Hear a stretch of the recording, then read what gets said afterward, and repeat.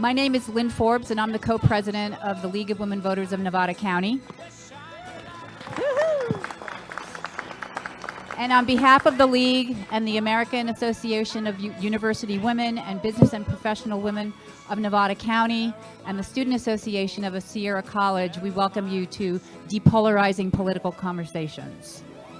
Before we begin, I'd like to invite Z. McCrae up. He is Vice President of the Student Association here to read the Nisenan Land Acknowledgement.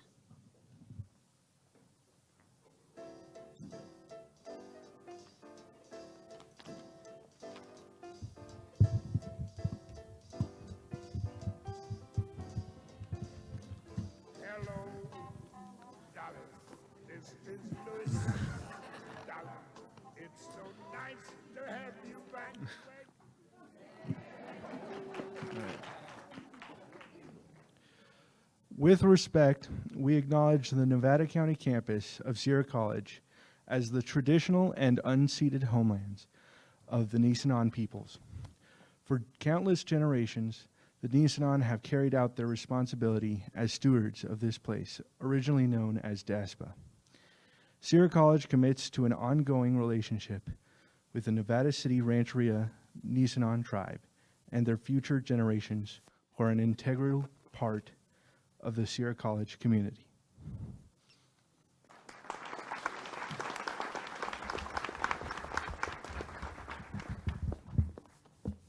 Thank you, Z. A few logistics.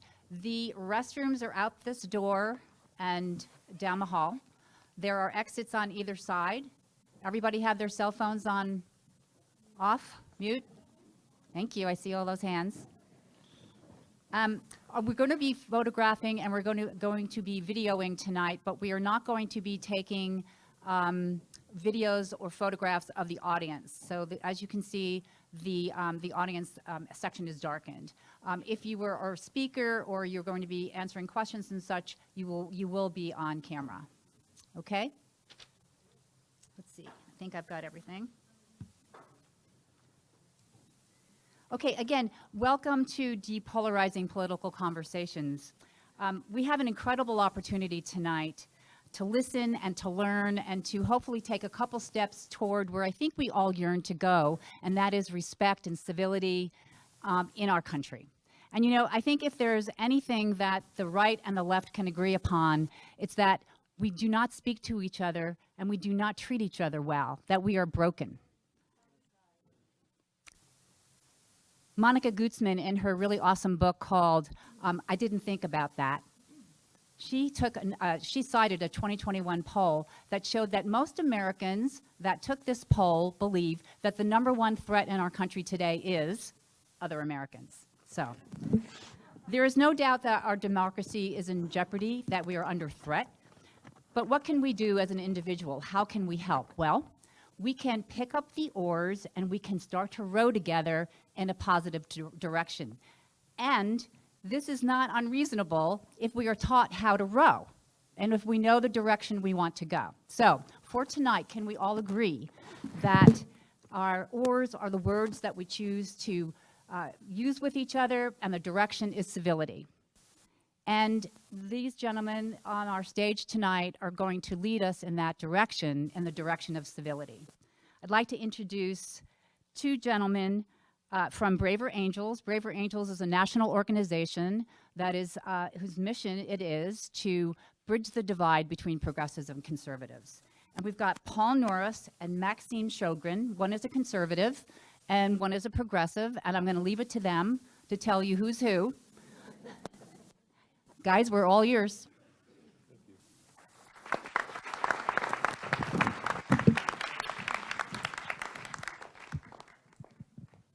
Thank you very much, Lynn. So I guess I'm going to kick this off. And I'll just mention, you know, this is the first time I actually spoke to an audience I couldn't see. And it's slightly disconcerting because I really like to see people's faces. But maybe I'll just put my visor up like this every now and then. So just like a little introduction to Braver Angels. In 2016, Bill Doherty, who's a fairly noted marriage and family therapist, and David Blankenhorn, who has been a political activist for probably just about his entire life, and David Lapp came together and formed Braver Angels. And their very first Braver Angels meeting was a red-blue workshop in Ohio in 2016. And they got together 8 Trump supporters and 8 Hillary supporters and devised a structured workshop to enable people to get past the normal talking points, and you know how people talk to each other, right? When they're on different sides. Well, they found out a way to get past that. Some of the keys to what make Braver Angels work: one, part of the vision at the very beginning is that at the leadership level, every level of leadership, there would be equal numbers of reds and blues. This was genius. This made the organization different from all the others in the space and gave it the ability to attract reds far more than other bridging organizations. Another thing that was genius was that they decided, from the very beginning to decentralize a lot. So we have groups called alliances that are local, and they don't take marching orders from Manhattan. And again, this is another stroke of brilliance. You can probably tell I kind of like Braver Angels. So we have so many different, and I guess I'll talk a little bit about my part in Braver Angels. I started in 2018. I live in San Francisco, California. I formed one of the early alliances with somebody else who lived there. I actually, within a few months of joining, was asked to be the first California state coordinator, and I also founded the Red Caucus. Whoops, now you know which of us is which. I was hoping you wouldn't say that. So my friend Maxine, we get along really well. I'll just talk a little bit about some of the things that Braver Angels offers. Workshops, there's a bunch of different workshops. We still do the red-blue. It is absolutely one of my favorites. I recommend it very highly if you can do it. De-Polarizing within is something that's more inner pointing, and you don't end up actually talking to other people, you end up looking within yourself. We have a whole bunch of skills workshops, and tell you the truth, I can't even remember all the things that Braver Angels does. I used to be involved in just about every part of it, but no more, it's not even possible. Some of the more recent things are Braver Partners, where we form partnerships with other organizations who just kind of, say, okay, well, we'll kind of go along with what you guys do. And also, we're getting more involved in politics. Bill Doherty has on several occasions worked with state legislatures, and we're working with congressional staff at this point. So I'm just kind of curious, so we've kind of gone from like nothing to the number of members, and we've been in, New York Times, we've been in lots of different publications. I'm just curious, raise your hand if you ever heard of Braver Angels or Better Angels before today. Huh, okay, that's pretty good, thanks. And again, before, this event. Okay, I think that's probably enough of an intro. Did I miss anything? Yeah, and I'll let you know. So you'll fill in what I missed. Hi, I'm Maxime Schrogen. I live in Berkeley, California. My instructions that I made were, I'd like to tell you a little bit about what I love about Braver Angels. But first, I have to add a couple of things. Braver Angels was formed in 2016 after Trump won the election. And people like me could not believe that had happened. So I'm a Berkeley progressive, self-confessed, and many progressives or liberals or whatever just didn't understand what was going on. And I believe Braver Angels was formed mostly by liberals because they wanted to talk to people who thought differently than them. Ever since, Braver Angels has struggled to attract conservatives. And we in the Berkeley-Oakland Alliance, of course, I'm in a bubble out there, and anything over the hills is just like enemy territory. But somehow, we've learned from the Reds on our planning committee exactly what offends or makes conservatives unwelcome, as a matter of fact, to a lot of the activities. And I'm really proud to say that we're one of the few alliances, which are all over the United States, that has managed to keep a balance of reds and blues in spite of where we live. And that's because of Zoom, of course, because we know people in other parts of the country and we invite them. And we've also we've become very sensitive to what alienates people who don't think like us. And so we've learned a lot. And back to myself, I find myself personally curious about anybody who thinks opposite of me. I just want to explore and understand that. I was raised an atheist, and I wasn't allowed to go to my friend's bar mitzvahs. You can't set a foot inside a religious institution. I decided at a certain point in my life I had to talk to people whom my parents scorned. And my life has broadened. It's more than broadened, it's expanded, it's become wonderful because of the conversations I have with people who believe in God. I still more or less don't, but my life is richer, and I have a lot of friends who are priests, pastors, etc. When I saw, I guess it was a television documentary of maybe one of the first Braver Angels meetings in Ohio. As a matter of fact, it was about gun control. I decided that methodology was winning. And so I decided to form an alliance, which is a local partnership group of people in Berkeley and Oakland. As a matter of fact, I was instructed to find out what Braver Angels people were in our area. So I ended up getting a list from Paul, who I didn't know at that time. We formed the Berkeley Oakland Braver Angels Alliance. We had about 2 meetings before COVID set in. And so we meet monthly. We have a planning committee that plans the subject of each meeting. Our alliance tends not to do standard Braver Angels stuff. So we've done one workshop in our 3 years. The rest of and because we're arrogant, elite, entitled, Berkeley, we have master degrees and we know everything, right? So we create our own subject matter, and we create the formats of how we're going to deal with the subject matter. And we've been doing it for 3 years relatively successfully.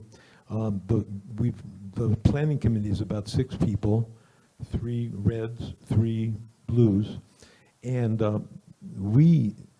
the planning committee has become an almost intimate set of friends. And so it's easy for us to accept totally opposite, contradictory opinions without dehumanizing the person that said them. I gotta say that friendship really helps depolarization, and talking to each other in a neutral way if possible expanded my life phenomenally. So I'm deeply indebted to Braver Angels and what it's given me. I do believe that's all I have to say. Do you want to talk about your experience personally, Paul? I thought maybe we just do that as a conversation, but gladly. So, ad lib a little bit. A lot of this is going to be ad libbed, folks. I think you touched on something really important. One of our maxims, one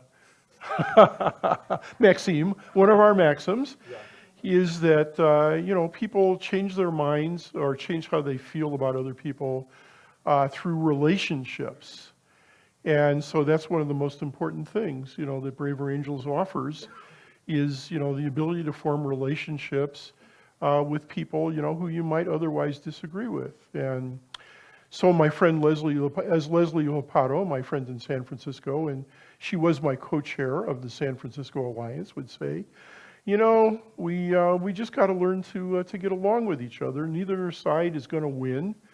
And, we're too evenly divided, so we got to learn to talk to each other, form relationships, and be friends. And maybe even, have fun together, like doing events together or something like that. So, Paul, I'm going to out you, Paul. So once upon a time, we were both students at Cal, and I dare say Paul was a radical like me. And then he defected to the dark side. And guess what? We still talk to each other. We have interesting conversations, and we're still learning from each other. So the friendship's been a good one. Now, of course, I don't necessarily accept your metaphor. You know, I think that I saw that I was on the dark side and left it. But that's okay, because, you know, we can disagree about circumstances, you know, but we agree about something fundamental, which is it's important to be able to talk to each other, to work together, you know, to schmooze a little bit, you know. Well, it turns out that I was the conservative, because I stayed the same, and you were the progressive. You progressed on. Yeah, I can buy that, you know. Yeah, I mean, when you really get to know people, you know, you understand that just about nobody falls into the stereotypes. People are interesting. People are different. And, you know, people can be on one side on one issue and on the other side on another issue, and that's just fine. So again, you know, we try to have the kind of conversation where we get past the sound bites and, you know, the rigid classification, and, you know, really kind of try to understand the heart of the other person, their experiences, their values, you know, because there's always a reason why people believe what they believe. There's always experience, or there's something, you know, that got them to what they believe. So, Maxime, even though I disagree with you, I know you're a sincere person, and, you know, I have total faith that, you know, you're doing what's right for you. Exactly, exactly. Maybe we have different lenses on reality, and equal, you know, and each lens has an equal place. I mean, the hard part is to hold two truths at the same time that oppose each other. And unfortunately, we're running into that daily. And in a way, it's an opportunity for us to expand ourselves. I think there's 7 billion truths on the planet, because each of us has his own neurology, cultural background, gender, you name it. And so we have to respect everybody's way of dealing with what's going on. How are we doing for time, timekeepers? We're all right? What do you think? Should we take questions? I really want to take questions. Let's take some questions. Does anybody have any? And I'd like the lights to go on. I just want to make it really clear, you know, I understand, you know, that there's more wisdom on the other side of that line than there is on this side. You know, so I want to hear what you guys have to say. Or what you want to ask. I'm going to turn my chair a little bit. All right, so we're going to start on this side.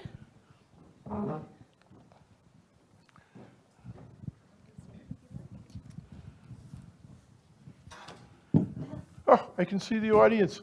I can see faces. Can you say a little bit about what some of the specific activities that you guys do in some of the Braver Angels get-togethers or schmooze fests? Yeah, so I think, you know, we can both answer that because the answers are different. So I'm a workshop moderator, so I moderate just about all the workshops at some point or another. Though I will say I do them mostly via Zoom, which is kind of nice because I can be wearing my baggy jeans and my old sweatshirt, and I don't have to get dressed up. You know, the Red Caucus just a couple of nights ago, excuse me, we had a discussion about the Middle East, and the prompt was, you know, we're looking for insights without, you know, necessarily creating, you know, a false equivalence, but we want to have insights into what's going on. And, you know, that was all Reds, but, you know, there was a vast range of experience and opinions that were expressed, and I actually learned quite a lot from it. So, you know, that was one wonderful experience. And there were one-on-one conversations, you know, which is you meet via Zoom somebody who you've never met before, and you kind of have some talking points. And you have a specific area, like urban, rural. One person is urban, one's rural, elderly, young, red, blue, different races. So those can be really interesting too. And I'm going to, hand it off to Maxime, because Maxime is doing, I know he's already tooted his own horn, but I'm just going to say he's doing an absolutely outstanding job with the Berkeley Alliance. They have figured out a really innovative approach that really works. And also I get to take a drink of water if you start talking. So I'm not sure if we made it very clear that the organization has created what they call workshops. And there's several types of workshops, and each of which addresses different subjects. They're highly structured, they're radically thought through, they're tested, and they work. Most people who attend workshops that Braver Angels do come away feeling that they want to continue this kind of work. So you should just know about that. I'm not sure that that was clear. At the same time, like I said, my alliance doesn't do workshops.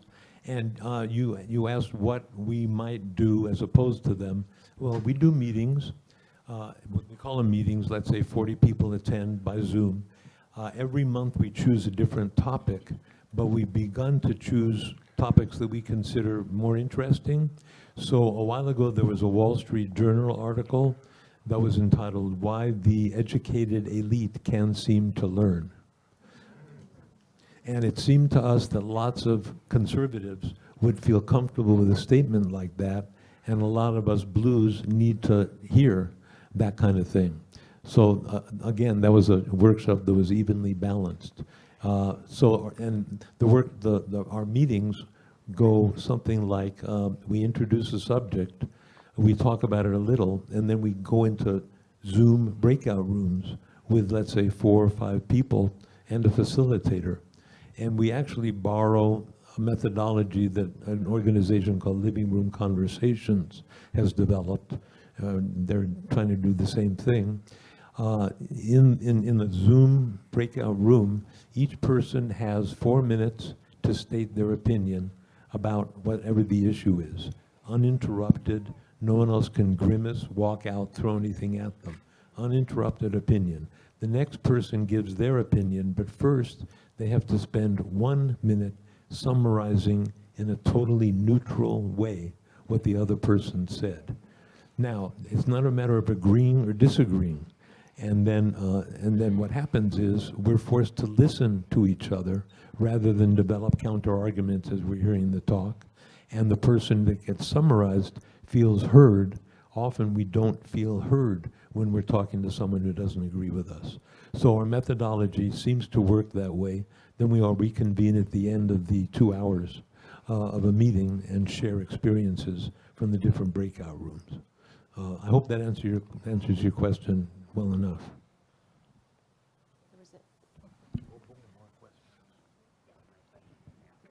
You might want to hold the mic a little farther away. I think you're getting feedback further, just very slightly. Do you discuss topics or candidates? Discuss candidates? Nope, not me, not us. I mean, an alliance can do anything they want, as long as they don't make it a public event. So if an alliance wanted to bring in candidates and have a candidate debate or something like that, there's nothing to stop them from doing it. And as the organization evolves, we are moving more towards becoming politically involved. But as you can understand, that's a much dicier step than teaching skills in depolarization. So we have to do that very, very carefully. I have to say, in answer to the question, our last meeting last month, we asked the question, is the two-party system failing democracy? And we had a panel.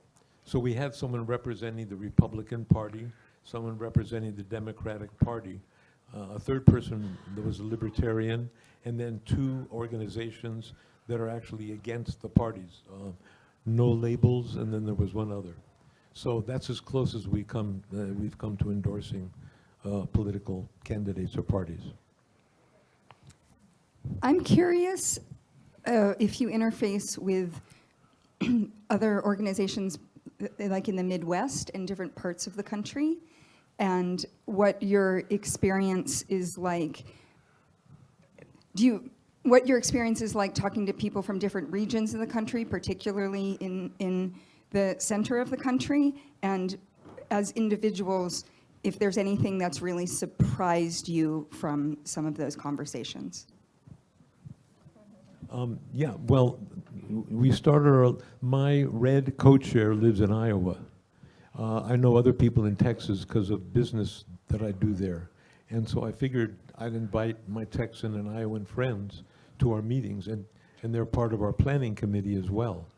So, and then of course the Zoom, we're getting people from all over the country. There's an Austin Alliance that recently asked for our advice as to being more inclusive. How do we do this? How are we more inclusive of Reds? And so yes, we absolutely have to include people from the middle of the country. It's critical. This lady, I think, really is very enthusiastic. I think she really wants to ask a question. Could you give us some examples about how we're supposed to talk to each other that's de-polarizing? Exactly. That we have a contingent back here that would love to see you guys stage a mini debate and demonstrate some of that empathetic learning and listening and empathy, if you would. We're going to get there next. This is just a little introduction to the organization and the philosophy and the perspective. And the next, I should have said this at the beginning, actually. And the next piece of this is that the guys are going to explain a methodology that they use, and then we're going to practice. And by the way, it's completely unscripted, and it's a conversation we have never had before. So we are walking the tightrope without a net on that one.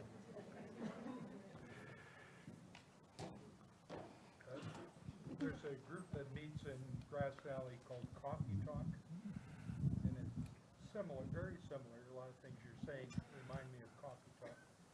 And Can we have a mic over here? I'll repeat the question. So the gentleman, Grass Valley that's called Coffee Talk, and it does similar things. yeah, and our next meeting, we're going to go right at the subject of Trump and progressive versus Trump. so folks, we have allowed a shameless plug here for Coffee Talk, and we are happy to support everybody who is in this work.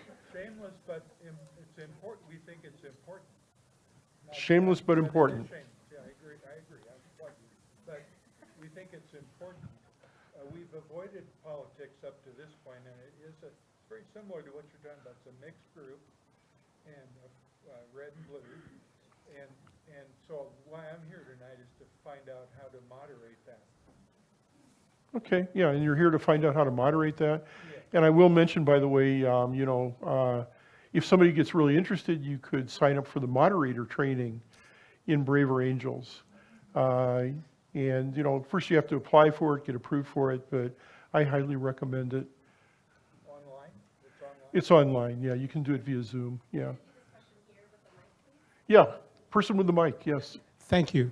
My question is, to what do you attribute the difficulty of getting so-called Reds to this confluence? Well, wow. So this is something I've been involved in since 2018, trying to answer that question, and I've written up things about it. I have a three-part theory. The first part, let's hope I can remember all three, now that I've stuck my neck out like that. So the first part is, this, what we call bridging work, I think Reds are somewhat inherently less drawn to. Reds are more likely to congregate in religious organizations or something like that. So it's kind of like inherently more of a blue thing. And if you want to write something down to look up moral values theory. And a man named Jonathan Haidt who wrote a book called The Righteous Mind. And he explains, on a very value-driven level, how Reds and blues are somewhat different. The second reason that's difficult is because a lot of Reds have become very distrustful. They've had very bad experiences. If you turn on the TV and watch anything from Hollywood and you're a Red, you're going to kind of get some either subliminal or very blatant messages that you're stupid or evil or something like that. So, you get beat up enough and you become kind of distrustful. And the third reason is, we could do a better job of the first experiences that Reds have when they come into Braver Angels, because, it kind of depends on where they come in, who they meet. And again, it's a very decentralized organization. So, there is not any kind of like fabulous control that guarantees the experiences that people will have. That said, I invite Reds to show up, make your voice heard, because it is a place where your voice can be heard, and it is a place where you can make a difference. And, I've kind of like, stuck my neck out, and I'm glad that I have. I'll just have to add a little to that.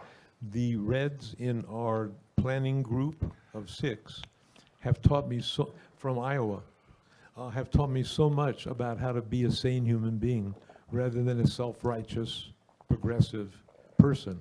And so one of the things I learned was that the very language that we used in framing issues automatically were leaning towards blue. And there were certain words that Reds stay away from that we were using freely. So those were hints. And little by little, we've learned how that's happened. I think all the 3 things that Paul said are probably true, but my experience is that we've learned what alienates Reds, and we've learned how to sort of eliminate that kind of thing. Like what? How about misinformation? Misinformation to me means you're lying and you're Trump or something. In other words, for other people, misinformation automatically puts them on the defensive. And there are other, I can't think of them all, but there are other phrases that we blues use that just immediately, and the other thing is, I said that the blues were curious about Reds in 2016. I think Reds think they know all about blues because the progressive ideas are spread, am I talking okay, are spread more in the media than conservative ones. And so blues are curious and Reds say, I don't need to tell you about myself because I know what you are. And I've run into that as well. And it's a challenge. I think we should probably halt the questions for now, get to the demo, and then we do have time for questions later on after we do the demo. What's your professional history or background? Of who? Both of you. I was a real estate syndicator. What's that? I was hoping you wouldn't ask that. So I accidentally dropped into owning apartment buildings far away, and I did well with them. So my friend said, let me invest in apartment buildings with you. And so I quit my legitimate job as a construction manager and went full-time into fooling my friends into giving me their hard-earned money, forming LPs, LLCs, and buying apartments all over the United States, which is how I ended up in Texas. So well, I have a long and checkered past, but I will say I started work at Apple Computer in 1981, worked there for quite a while. Then went to work for UCSF, also working in technology, and I retired from technology in 2010 and went to graduate school and became a psychotherapist, which is what I do right now, along with Braver Angels. So it really is kind of a brain switch, left brain to right brain. And no, I can't program anymore. So should we, maybe I'll say a little bit about LAP, and then maybe we could do LAP. Exactly. Okay, and this gives me a chance to stand up.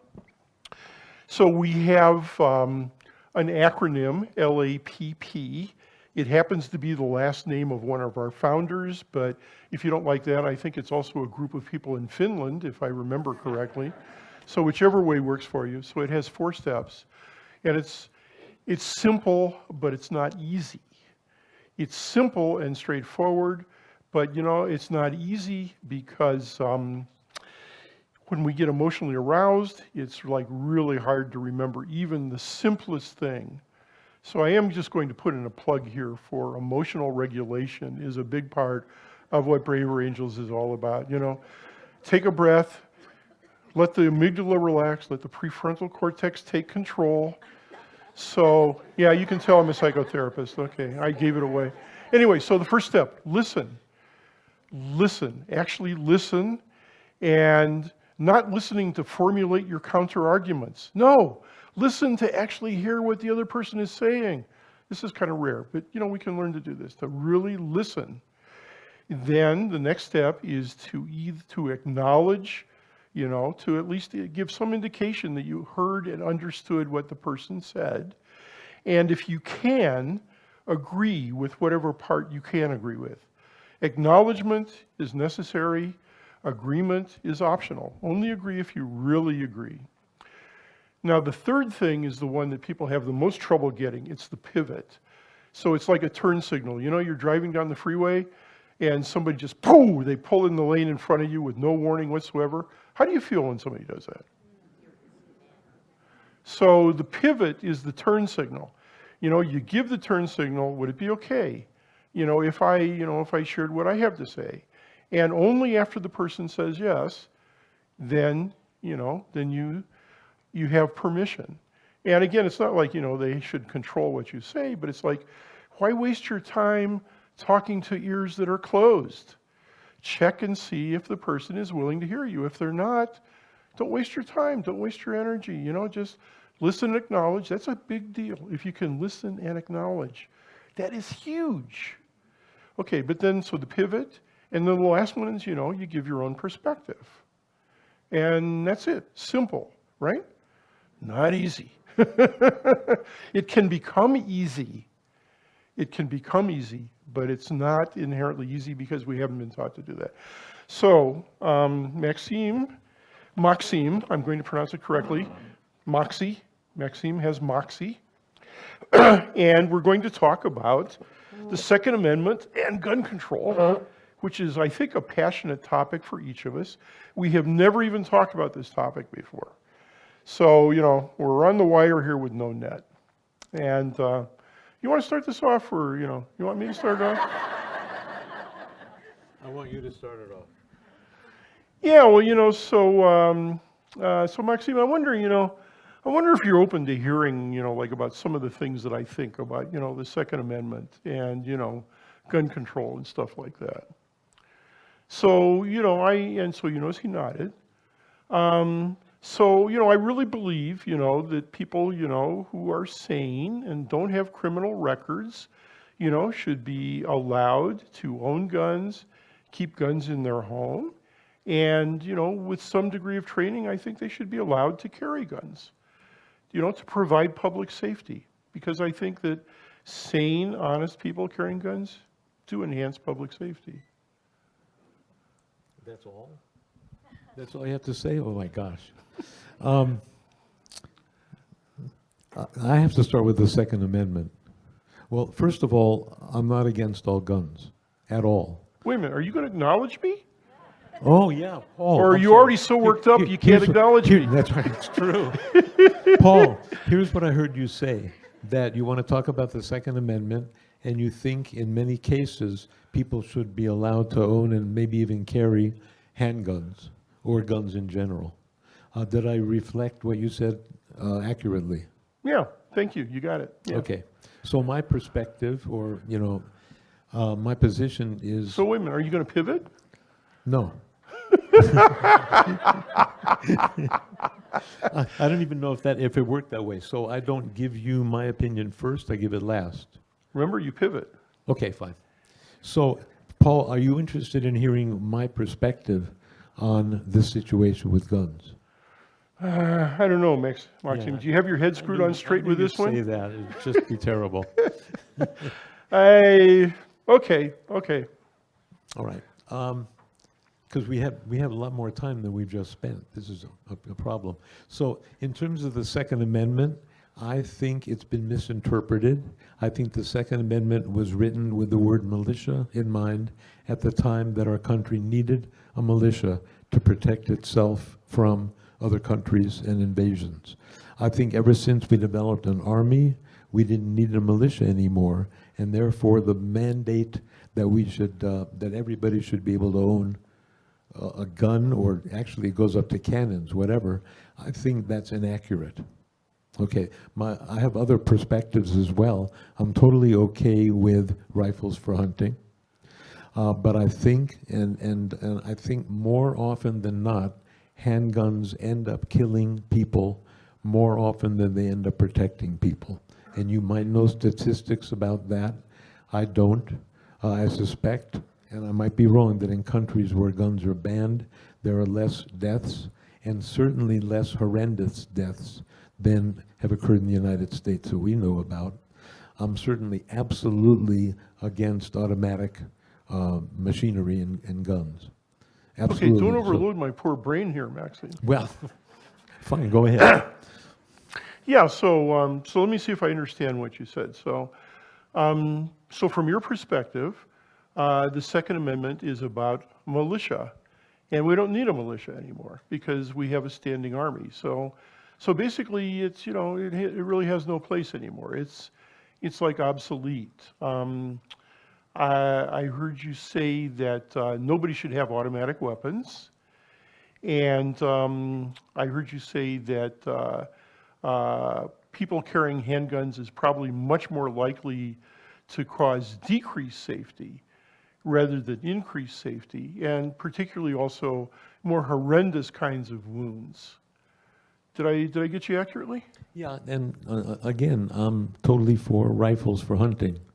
And I guess there are things I didn't mention, but go ahead. Yeah, okay.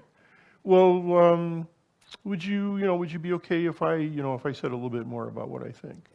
Absolutely. Okay, so I can pretty well agree with you on automatic weapons.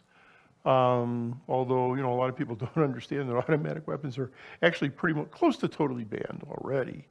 There's a class 3 license, very few people who have them, almost never used in crimes. But, there's, are we getting the audience worked up enough? Are we getting those amygdalas going? But anyway, I can respect your opinion. I can honestly tell you that. And, the whole thing, about the militia, it's kind of a crapshoot about, you take something that was written like, 200 years ago, 250 years ago, and applying it to today. The Supreme Court has ruled, that it's an individual right. Of course, we all know the Supreme Court never reverses itself, right? So, but anyway, that's what they've ruled for now. And, but I think we have a lot of commonality. And I think, we probably agree that we want safety, whatever actually increases public safety. And, I do have to agree with you, about handguns tend to cause, horrendous wounds, I have friends who are doctors, and, they tell me, a knife wound is nothing, but compared to a gunshot wound, in terms of repairing. So that part of it I agree with you on. Good. Are we done? I want to, am I allowed by lap rules to say a couple of other things? I think so. So it's not rigid. Again, I'm going to out you. So he's a member and supporter of the NRA, which scares me to death, but that's good because he's a rational dude. Number two, I don't even know how opposed I am even to handguns. You need a license to drive a car, and you need insurance to drive a car, and a car is not intended to kill. So if there was some kind of means of licensing, and insurance companies are pretty good at weeding out people who might be problematic. If there was some way of licensing and insuring people, even people who wanted, I know people who live in the country, women who live alone in the country, they should have a handgun because there's so I can't even oppose all of that, but I think in many, and I appreciate your agreement about automatic weapons. So that's all I could think of.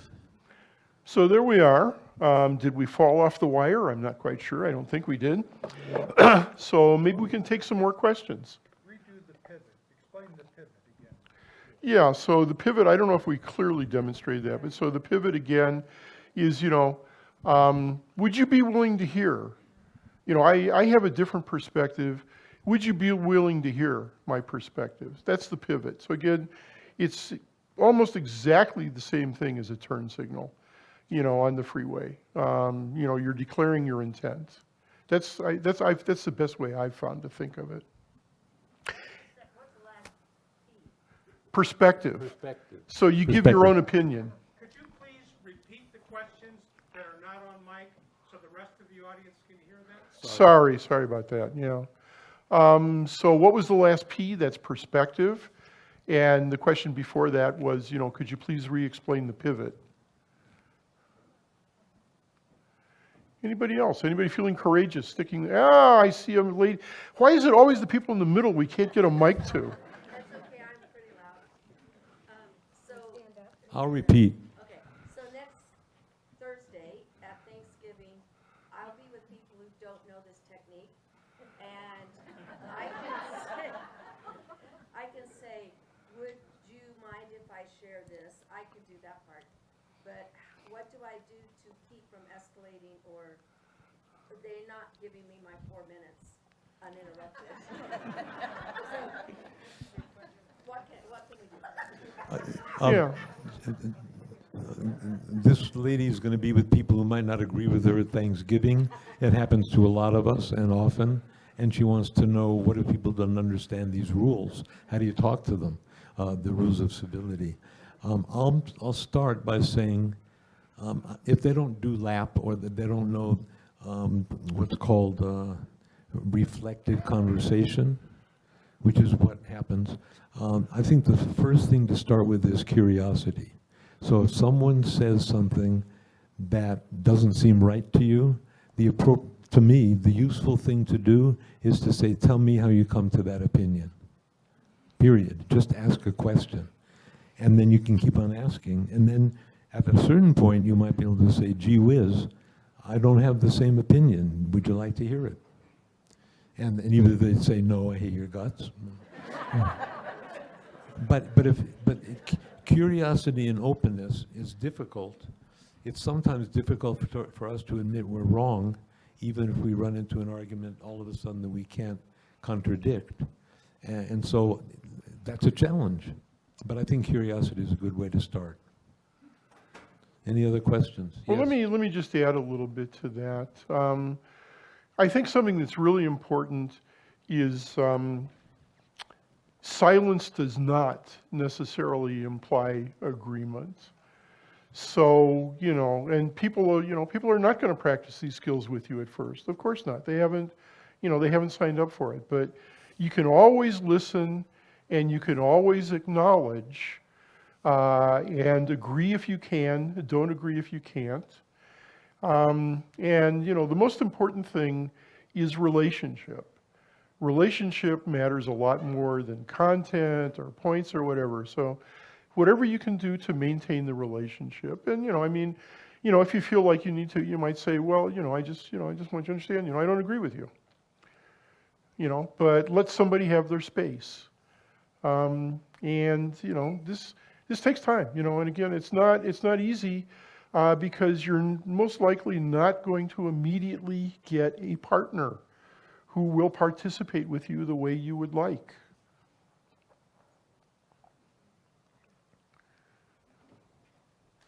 Sure. Al Bofair. I've always used things like logic to differentiate what is legitimate truth in that. So, it's a balance. You take both sides and you look at the logic of both sides and you decide. It's a middle way. And by the way, I read a book once, it's called Secret Service. The Japanese were planning to invade the United States, but they thought twice because people were armed. Not like their populace. It was not armed. I hear that. Did everybody hear that? Repeat. Uh-oh. So, What was the first part? you believe, logic. You believe in looking at facts, and logic will end up balancing facts and probably coming to a middle. And parenthetically, the Japanese hesitated or did not actually invade the United States physically because they knew that Americans had guns and Japanese people don't. So I'd Did I like reflect to. you appropriately? Yeah. Good job. Good job. Here, hey, bump. Wait a minute before you pass it on. But let's talk about logic. Everybody thinks that they are motivated by logic. It's really interesting, and I really cannot recommend. Well, let me say this: Jonathan Haidt is on the chairman. He's one of the board members of Braver Angels, and one of the wisest things I've ever heard, he said, is that, you know what, people think they're scientists who arrived at their at their position based on facts and evidence, but the truth is we're all lawyers. And we are all arguing for positions that we arrived at by completely other means. I totally believe that. Totally believe it. And again, it's from like our early experience. It's what tribe we belong to. It's, our very particular tiny bit of experience in this vast universe. And, we come to our opinions and we universalize them. So one of the most important things, I think, is to be willing to have an open mind and understand how limited our own experience it is. I mean, I'll tell you, one of the things I love doing is like studying physics, because, man, if you think you know anything, start learning something about physics, Like 5% of the stuff in the universe we kind of understand, and 95% we have no idea what it is. No idea, 95%. Think about that.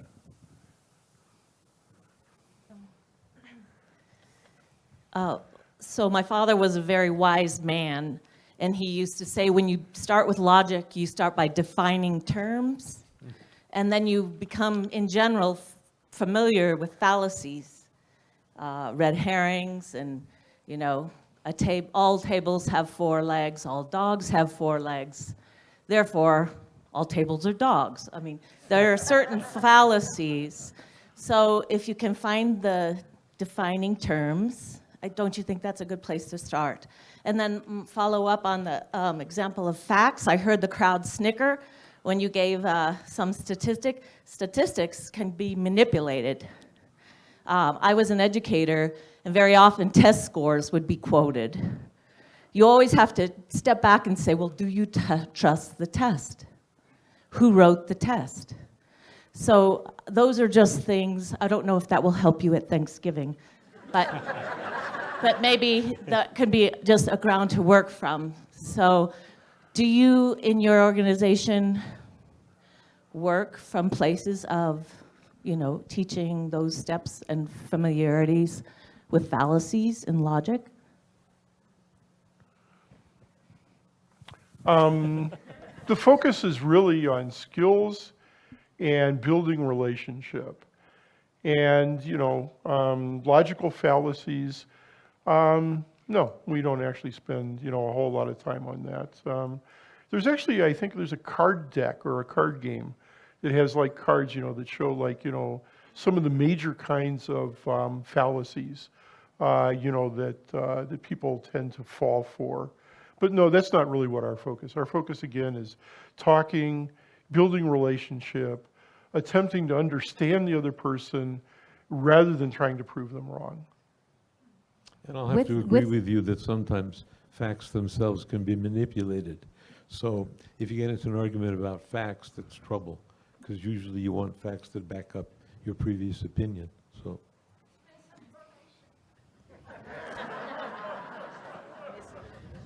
With that, I'd like to introduce 2 brave souls who have volunteered to model a conversation using the LAP method. One is a conservative, one of it is a progressive. And if Jean Cook and Carol McMillan could come up and we could have a go at this. Their topic is, when is censorship appropriate for books at libraries? I don't know. I'm not sure what we're supposed to do.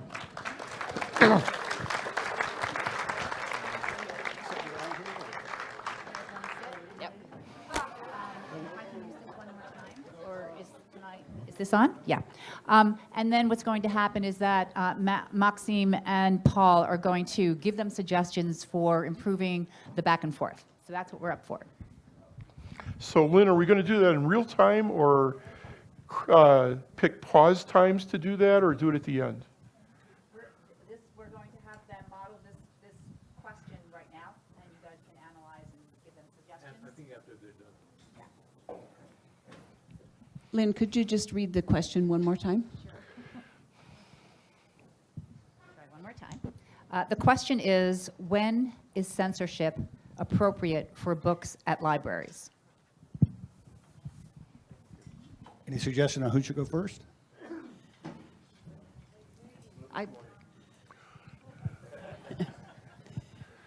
Well, Jean, I just met you tonight, and so we obviously have not talked about anything before. Would you like to hear a little bit about my thoughts on censorship of books in libraries?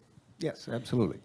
So this is a subject that seems to be much more prevalent of late, and it concerns me because I am fearful that we will take away one of the key aspects of libraries, which is to provide information, and deciding what kind of information is suitable to put in the library rather than letting the patrons of the library decide what they want to read seems like it's not necessarily a helpful way to go. There are books that I would not choose to read. I've never read a Stephen King novel, for example, in my life. I wouldn't go to a horror movie either. But, you know, someone should be able to access that if that's content that they enjoy. So that's just one of the aspects that I see that I think is dangerous in terms of limiting what people have access to. Okay, so I'm understanding that you have concerns about censorship in general because of the fact that it limits people's ability to access all the information that's out there, and that people in general can probably make their own choices about the type of reading they want to do or not do. Would you agree with that characterization? Yes, definitely. Okay, yeah. I appreciate that perspective, and I have to admit, from my perspective, is it okay if I share what I think? Please, yeah, I'd like to. The topic was described to me first as banning books, and then I did some research, and the difference between censorship and banning, I'm not sure if it's relevant, but it feels like a lot of the debate right now is around access in schools and for certain age children. For my mind, that would be an area where I think care needs to be given to make sure that access to books is readily available for children of specific ages going through, that it makes sense and is appropriate. And it seems as though that's part of where our disagreements lie right now in society with that. So that's kind of where I am. So I see you making a distinction between schools and libraries, which I would agree with. That I think a school is defined as where students are being taught, and maybe deciding what's appropriate for age or curriculum is. I think there maybe are more guardrails that are likely to be needed in that situation than a library, which I feel is more for public access, where the public can choose for itself what pieces they're going to take. Yeah, okay, so I hear you saying that schools may have some appropriate more guardrails than a public library, and that you don't see as much of a reason for really any censorship or very limited censorship in a public library setting, which, from my perspective, you want to hear kind of what I... Yes. I don't think we probably disagree a lot here. I think... Oh, well. You know, I think there's probably some forms of books or whatever that would be just considered to be distasteful or prurient and not, but who makes that judgment? And again, I don't necessarily have an issue with that without looking at the different ages and what's appropriate. And it seems like in the limited research I've done since I got, oh, you're going to do this, that a lot of the disagreement is around curriculum number one, and then recommended reading lists in schools and what makes sense for what level of student and people being threatened by kind of some of those issues, more so than the idea of we're going to ban this book across the country and nobody can access it. Yeah, and so I think that is, we probably do have a good amount of agreement on the difference between schools and libraries. And maybe one of the concerns with schools is that some of the things that I see being taken out of the curriculum or out of the reading list are sort of denying a whole set of information to students that may not give them this full of perspective of history or people's lives. It's difficult to decide what should people see. Yeah. Yeah. So what you're saying is that, again, it's who judges it, and if you're taking out elements that are uncomfortable for certain people, then that limits the whole population and the whole level of students, the ability to access that information. And in terms of kind of my perspective, well, again, you read. What would your opinion be of the fact that like Tom Sawyer being censored from school setting because of its, racially not, what's the term?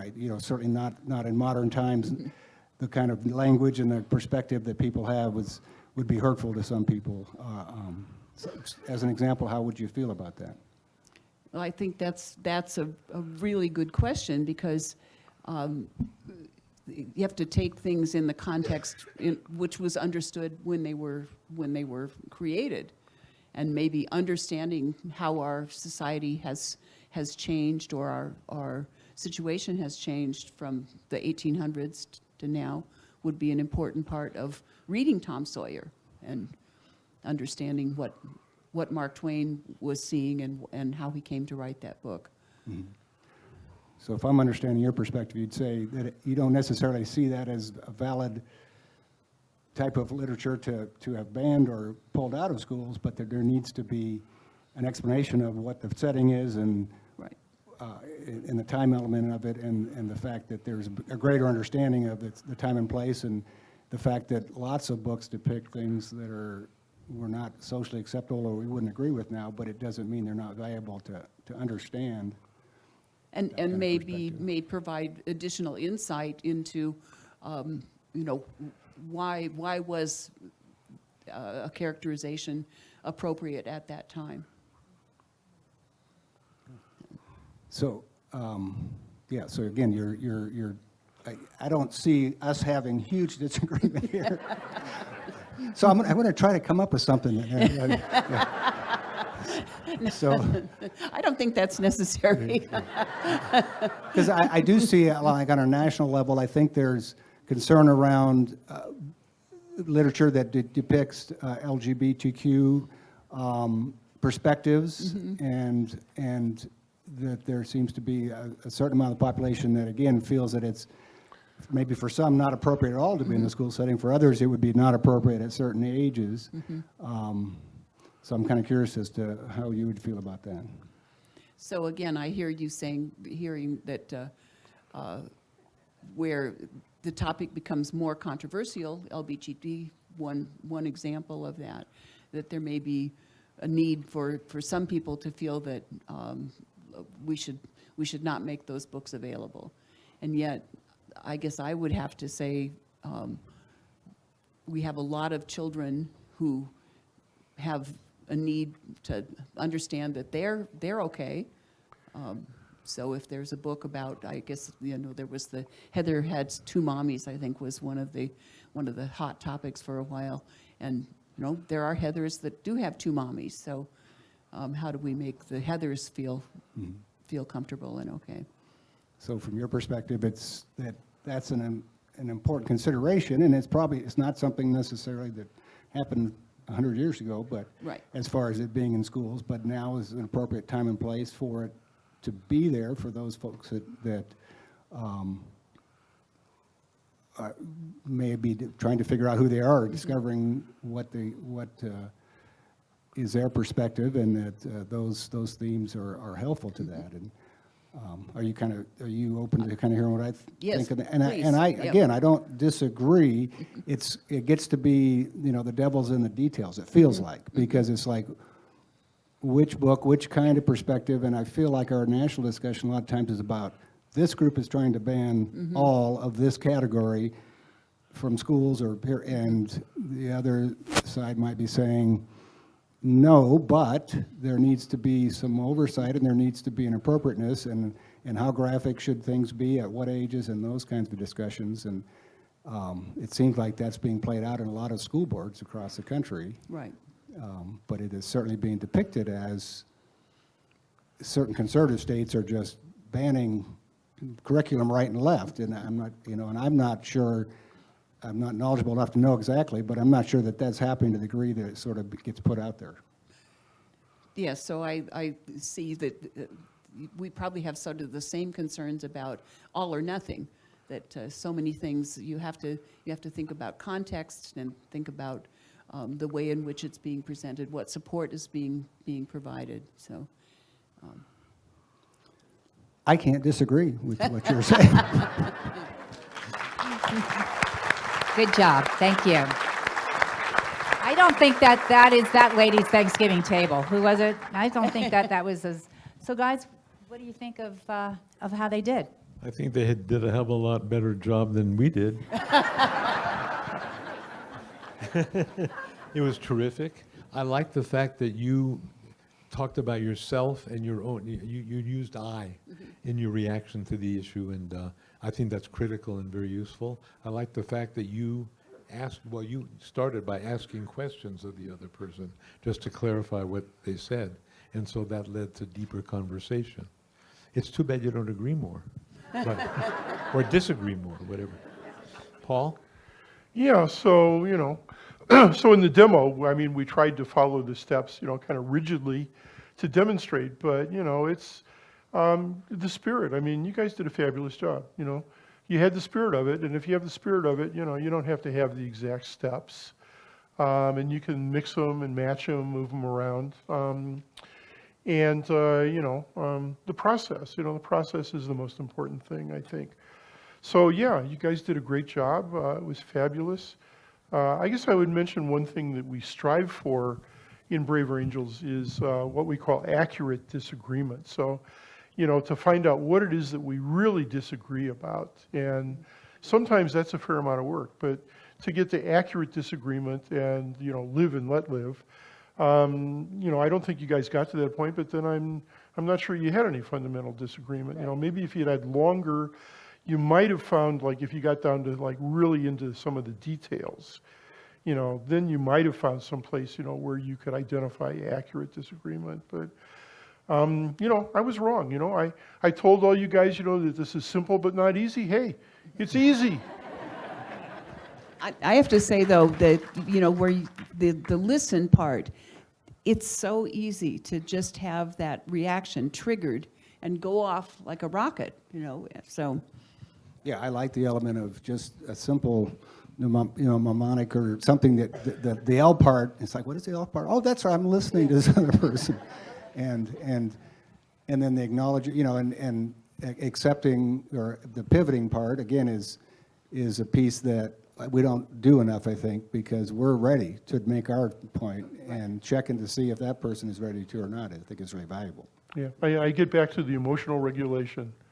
Emotional regulation is a huge part of this. Take a breath. And then maybe something substantially wiser and more useful will come out. Are we taking more questions? I'm curious, is anybody a little more inspired to do this kind of work interpersonally now that you've seen it? Then it's a success. What we'd like to do now is ask representatives of each of our partner groups to come up and ask questions for you guys, and then we can open up to the audience again. Does that sound good?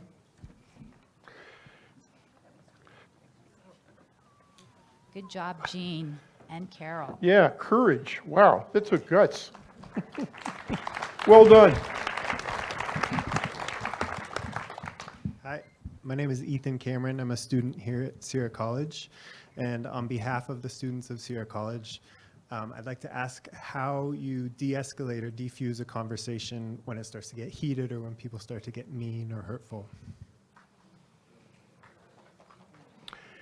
Yeah, so that is a key part of, God, you know, I teach so many workshops, I can't remember which one that's in, or it may be in more than one. But, you know, so this will happen. So I would say, number one, do not participate in the escalation. You know, so, you know, don't get nasty back. And also, you know, be prepared, you know, to politely walk away. You know, for example, you know, Maxime, I'm sorry, man, but, you know, what you said, that's just too much for me, okay? Maybe we can continue this conversation another time, but, you know, I'm not prepared to take this any further. Well, I'm really sad that you can't understand what I was saying. Go away, I see if I can. You forgot your mic. Although it may have been deliberate. So, you might notice that, you know, Maxime and I have, you know, this kind of like casual relationship, where sometimes, you know, maybe we take a little shot at each other. But, you know, the good news is, you know, the amygdala never takes control, and it stays fun.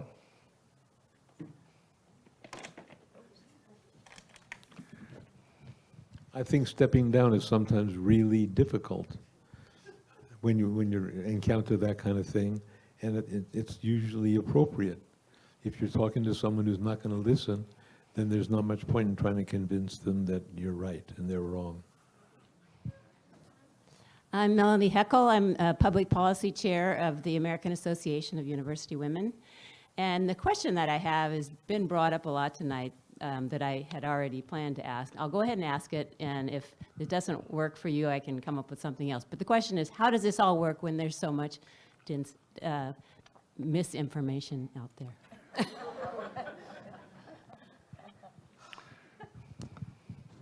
So, again, the only word I can think of is curiosity. And tell me about the facts that you're reflecting, that you're trying to convince me about. And I want to know more about them because I'm not sure that they really reflect what's going on. There might be other facts that I know or don't know that contradict the information that you're trying to give. And of course, I think these days we all understand with social media, we're barraged with all kinds of truths. And it's very, very difficult to filter. So if I hear something that I consider to be misinformation, all I can do is ask about sources and substantiality. And then maybe I'll be convinced.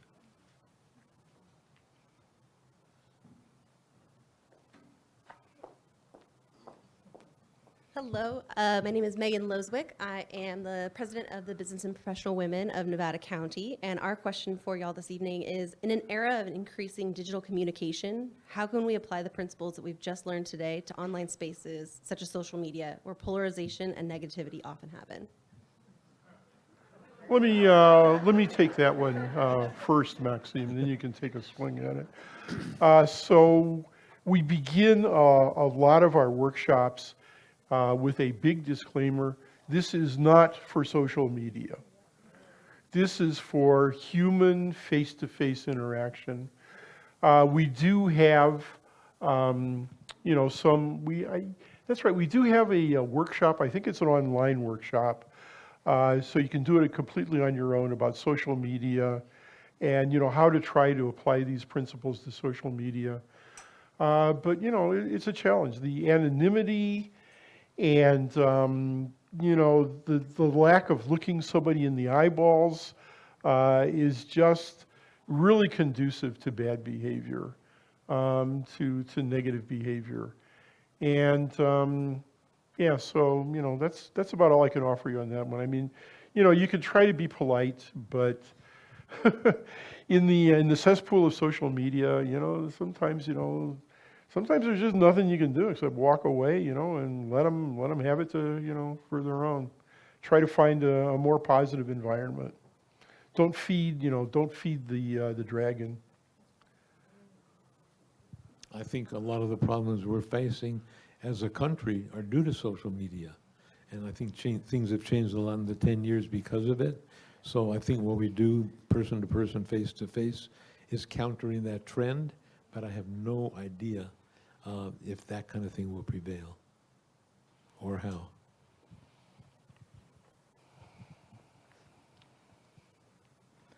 I'm Joanne Castori from the League of Women Voters. And our question is, where do we go from here? You've given us a wonderful introduction to this important process. And what would you suggest for our community as how we take this forward? I'll start. If enough people are interested, you could form an alliance. You could get together either in person or on Zoom. These days, if it's possible to do it in person, that would be great. If there are 20 people here who want to continue to talk with each other, and you can try to apportion yourselves red and blue, progressives and conservatives, or neutral, then I'd suggest meeting in person. You've all seen some listening skills tonight, and I think they've made sense to you, I dare say. Basically, the idea is shut up and listen. I mean, and I think that summarizes it all. So I would suggest forming groups, a coffee clutch, a living room conversation, which is doing the same thing on different levels. You can look at that organization online. It has about 100 topics that a group of 6 can get together about, and guidelines about how to discuss each of the topics. So and actually right now, both Braver Angels and Living Room Conversations, if not many other organizations, are concentrating on trust in elections. And it seems to me that Reds and Blues have totally opposite reasons to distrust elections, and that's going to be a really difficult idea that we should, deal with. So that kind of methodology, a living room conversation, a Braver Angels thing, you're all welcome to come to the Berkeley Oakland monthly Zoom meeting and see what it's like with with 50 or so people, and then breaking up into small rooms and just doing this kind of work with different subjects can be helpful as well. Do you have any other ideas, Paul? Yeah, to start an alliance, all you need is one red and one blue leader to get it started, and hold a meeting and register as an alliance. And at that point, we provide you with all kinds of tools, probably more than you'll know what to do with, but we provide you with a lot of tools and support and monthly meetings that you can go to and talk to other people. Or on an individual basis, individual or group, attend a workshop. Maybe you organize a red-blue workshop here if you can. There's pure online training that you can do. And I can't remember, which workshops are offered entirely online. But it's a significant number. And I mean, significantly online, like you don't even have to schedule it, right? Like it's online learning. And then there are other workshops that are completely online, that you attend via Zoom. So, you can find a workshop. There's national workshops that you can attend from anywhere in the country. There's a lot of places to go from here. Read Jonathan Haidt's book, The Righteous Mind. Are we taking other questions from the audience? Sure. Hi, thanks for being here. Can I interrupt you, please? We would love to mic so that we're videoing this, and we'd like to get this online. So if you can hold up and pass a mic so we can get this on camera. We need a mic that's shaped like a football that we can throw. Or a baseball. A drone, that'd be good, yeah. A drone mic.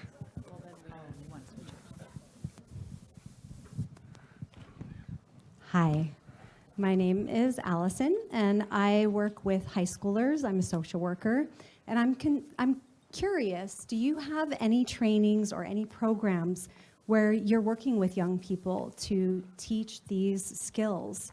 Because there's a lot going on for them that I think could really be wonderfully facilitated by learning how to have conversations and how to be respectful of each other.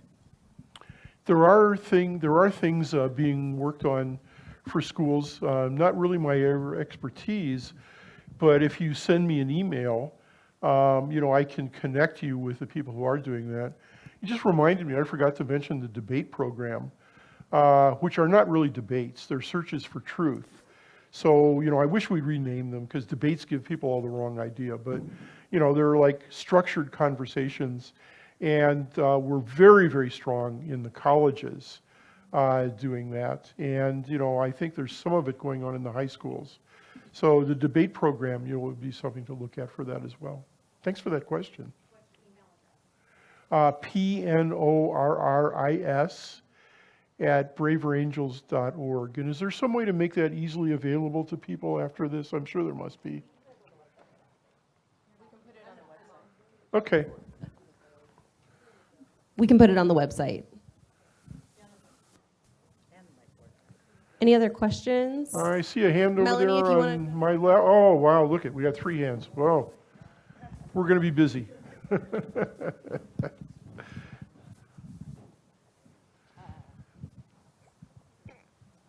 You should be good.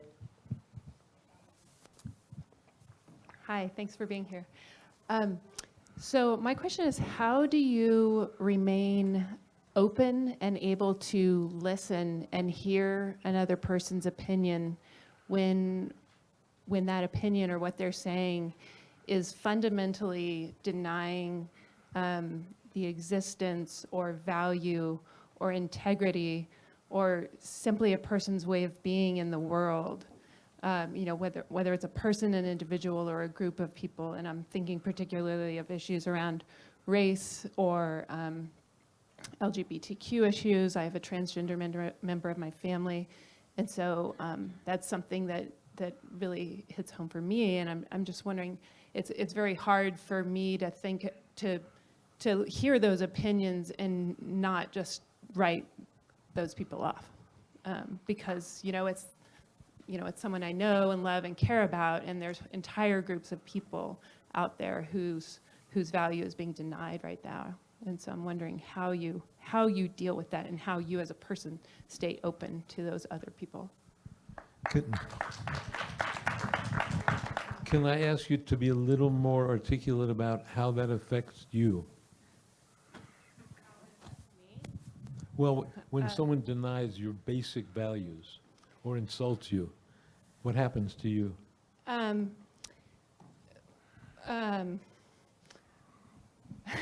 It's hard to talk about.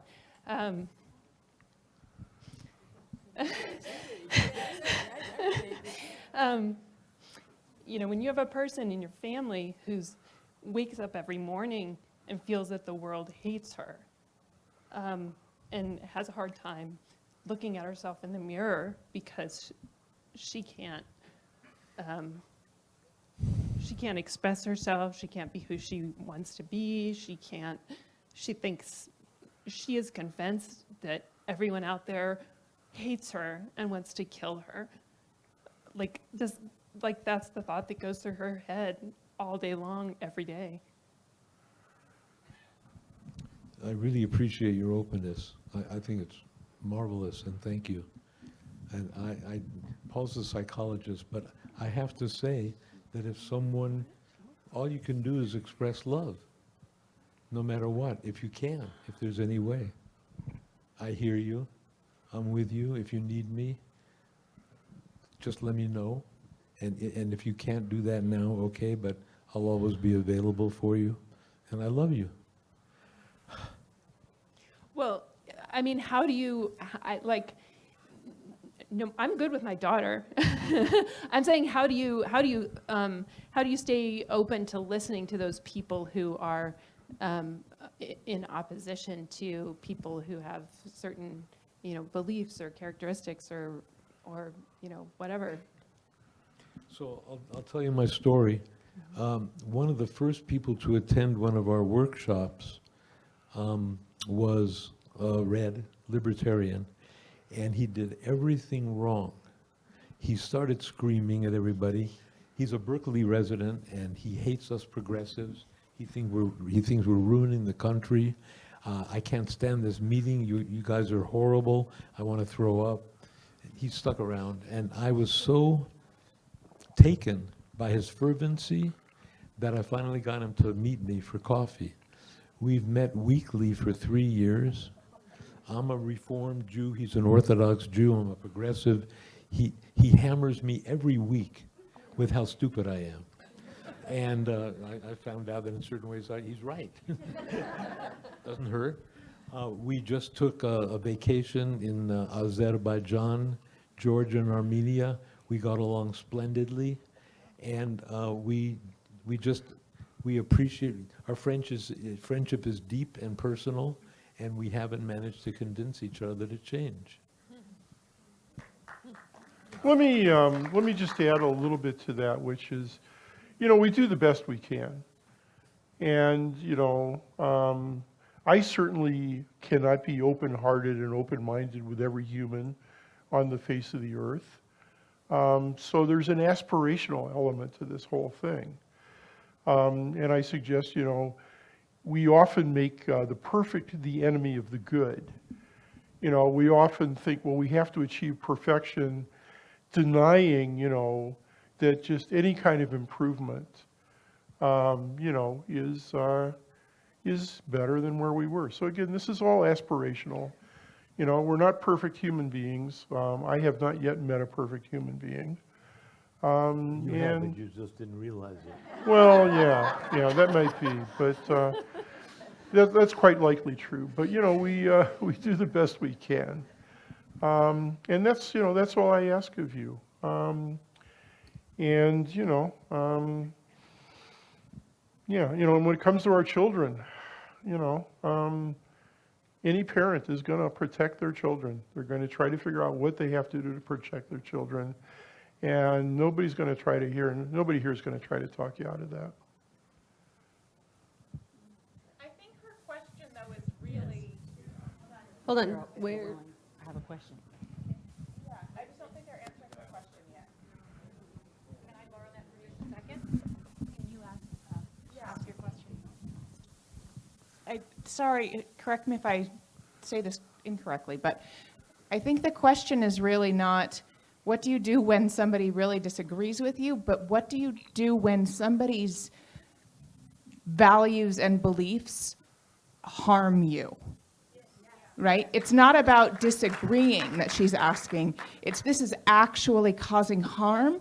And we know specifically with LGBT trans children, this is a life and death situation, right? This population is not just theoretically harmed. You worry about whether or not they're going to be here tomorrow. So if somebody's beliefs are threatening on that level, that's a different question than you're answering so far.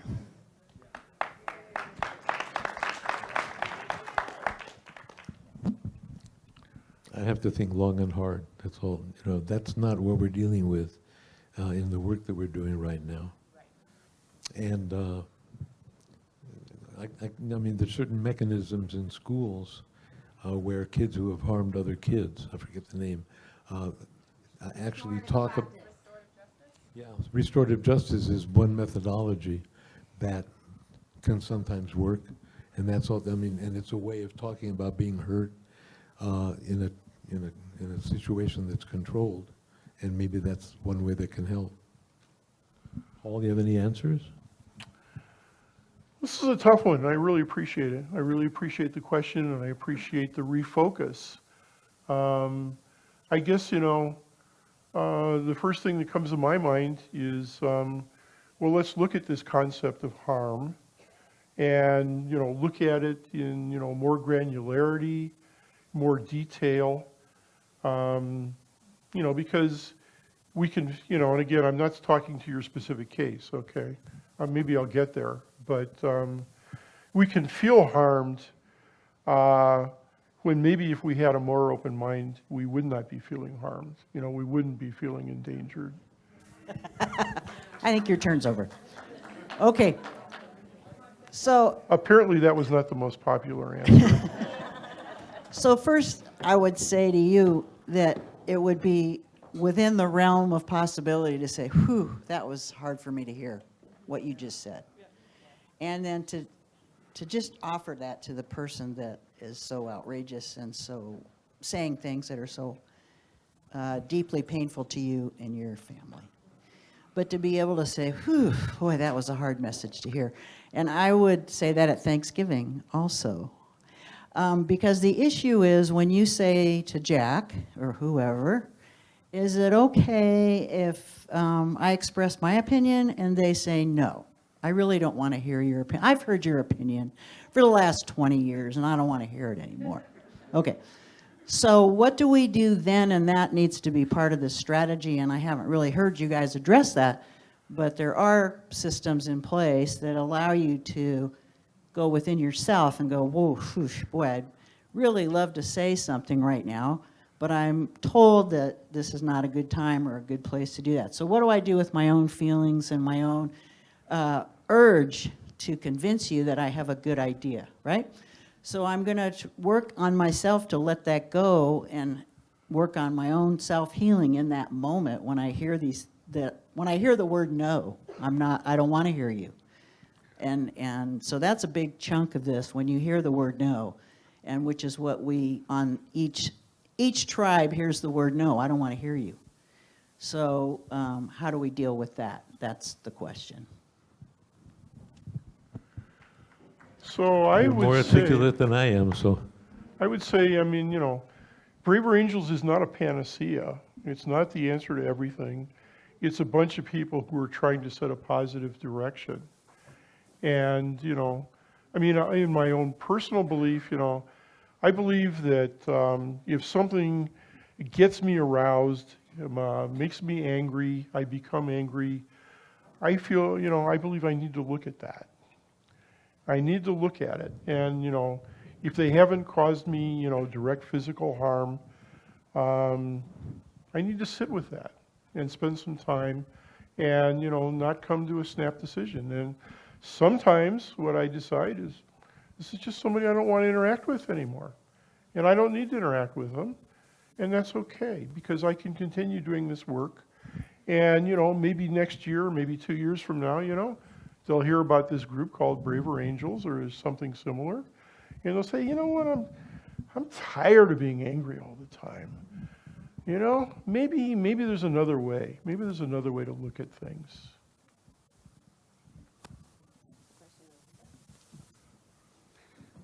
Are we on? Okay. Sorry, I don't usually do this.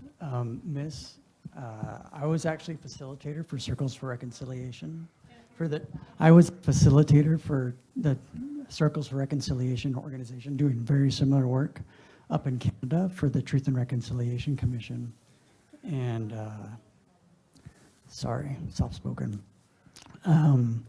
And your question's very valid. We would actually have a lot of, it was for the indigenous people. I'm not sure if everyone's familiar with, but most Canadians didn't actually, they weren't aware of the daily lives of indigenous people.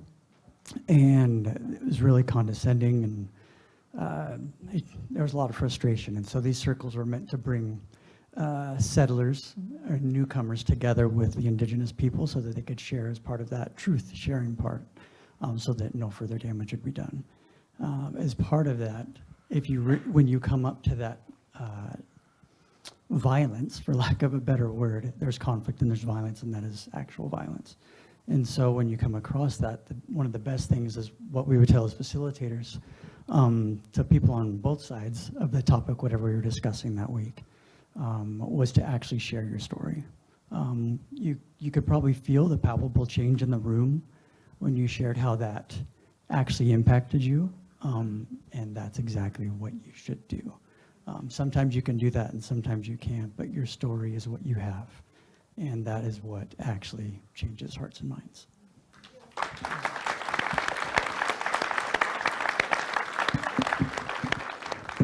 If I could just add to that, thank you. Thank you so much for that. And one of the things that Braver Angels is doing more and more, I think, is actually moving in the direction of stories and understanding the importance of stories and sharing them. So, I think that's something that the organization has learned and is learning right now.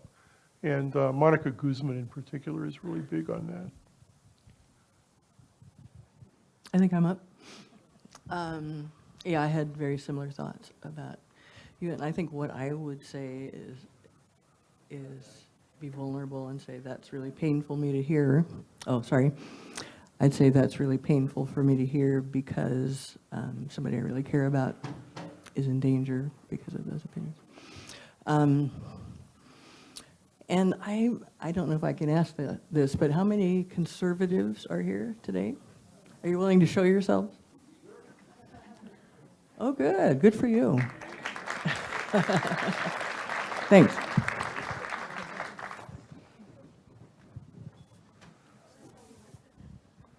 I had a question.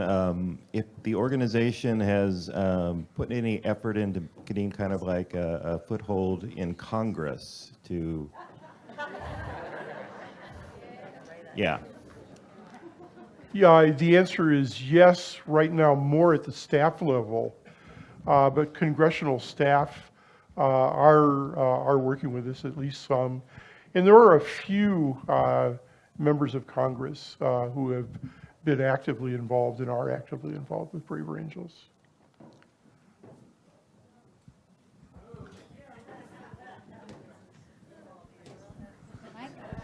Okay.